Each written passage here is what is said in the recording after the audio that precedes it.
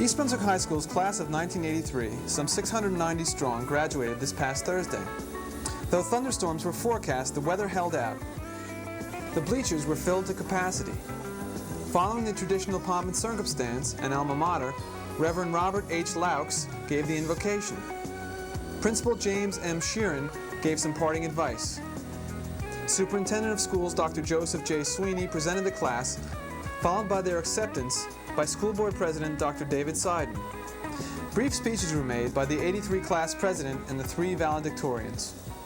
A century and a half ago, Charles Lamb, the famous English writer, was walking along a London street with a friend, and he stopped and pointed. "Do you see that man over there?" he said. "I hate him." "Hate him," his friend said. "How can you hate him? You don't even know who he is." And Lamb said, "Precisely." What Lamb is alluding to, I believe, is that we as people tend to equate the unknown with evil. We automatically assume that things are bad simply because they are unfamiliar to us. The unfortunate result of this is that we make faulty assumptions and judgments before we have the necessary knowledge. Too often we look at something superficially, find slight flaws, and reject it as a whole based solely on a surface inspection. For example, the East Brunswick school system was recently criticized for being in a moral decline. After hearing of a few scattered incidents, a small group of community members decided that some type of reform was needed. The main problem with their thinking, though, was that they became so concerned with the bad that they completely overlooked the positive aspects of our schools. To correct this problem in general, we must peel off the outer layers of a given situation until we reach the root, examining each layer along the way. In other words, we must see the whole before we act. Of course, we're bound to find some things that are displeasing, but as Emerson said, every sweet has its sorrow, every evil its good. Underneath all the horror and bleakness we see, the world has a lot of good in it, and as graduating seniors, it is our responsibility to seek it out. We have received the foundation for this during our high school years, and I wish everyone luck in meeting this challenge and any others that are sure to come along our way. Thank you.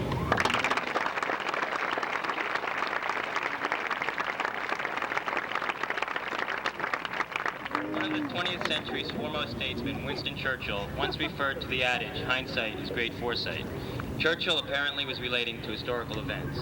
When examining this phrase in a broad scope, however, it reflects directly upon our educational experience. For the past 12 years, we have been educated within the school system, not so we can leave today and change the course of history, but so we can build the base for our future endeavors.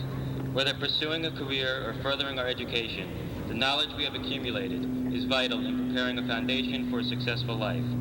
Just as important as building an individual base is the necessity to have a foundation for society as a whole.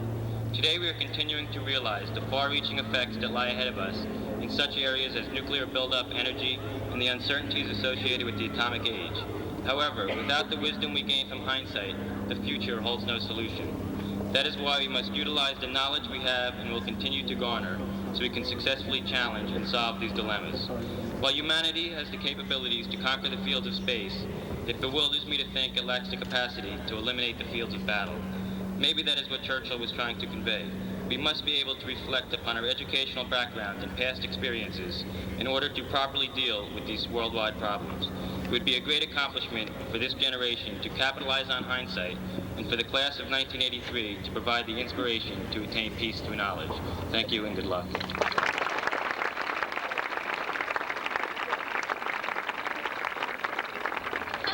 A good portion of our lives here, the East Brunswick school system has had a great deal of influence on both our minds and our attitudes. We have been given a fine education, and the study habits and discipline learned at East Brunswick will be immeasurable assets to our future lives. Now that a solid foundation has been set, we are ready to face the future.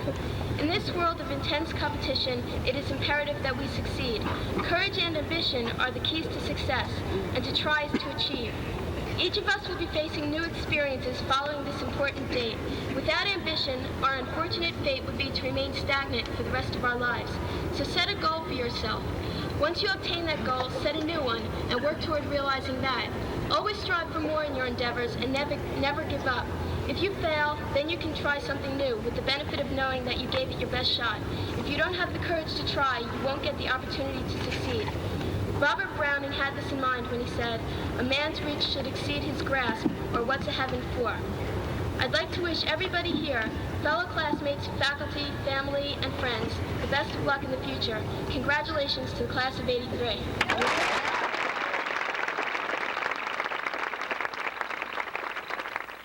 Welcome, Board of Education, Dr. Sweeney, Mr. Sharon, parents, distinguished guests, and the class of '83.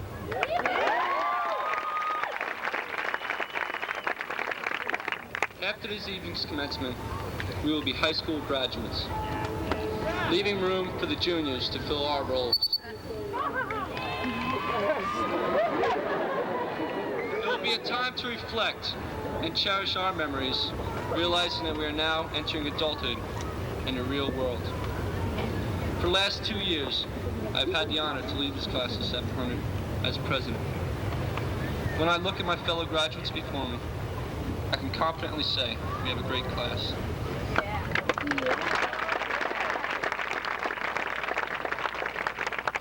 Being sophomores didn't intimidate us. We made the most out of our year. Junior year brought a sense of competition with the seniors for being the leading class, and we impatiently awaited our senior year. As the September finally arrived, we faced it with determination and strove to make it a successful year. The senior variety show was a huge success.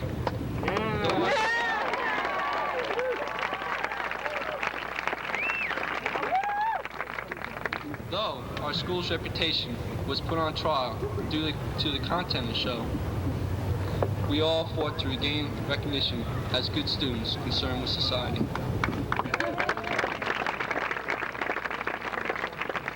On June 3rd, we had our senior prom at the Hyatt Regency in New Brunswick, and this was the largest engagement thus far for the Hyatt. At the conclusion of our prom, we received acclaim from the Hyatt and the photographers for the manner in which we conducted ourselves. It was, however, a tragic day, as we lost our friend, Harish Venugopan. It is with this kind of reputation that we leave East Brunswick High School. Let us hope that as we go to college, the armed services, work, or any other facet of life, that we continue this mark of excellence and continue to motivate each other and ourselves to be number one. We should never forget where we learned the basis that is so important and continue our lives. It is with the help of our teachers, administration, and especially our parents for their constant guidance and moral support that aided us through the problems of adolescence and schoolwork, and we thank them. We close this chapter of our lives and begin a new one. We are filled with anticipation, curiosity, and are eagerly awaiting acceptance of all the challenges our future days may present. Congratulations to the class of '83, and we thank you for all your endless support and love. It was all of our efforts which made this class an asset to East Brunswick and the high school. Thank you.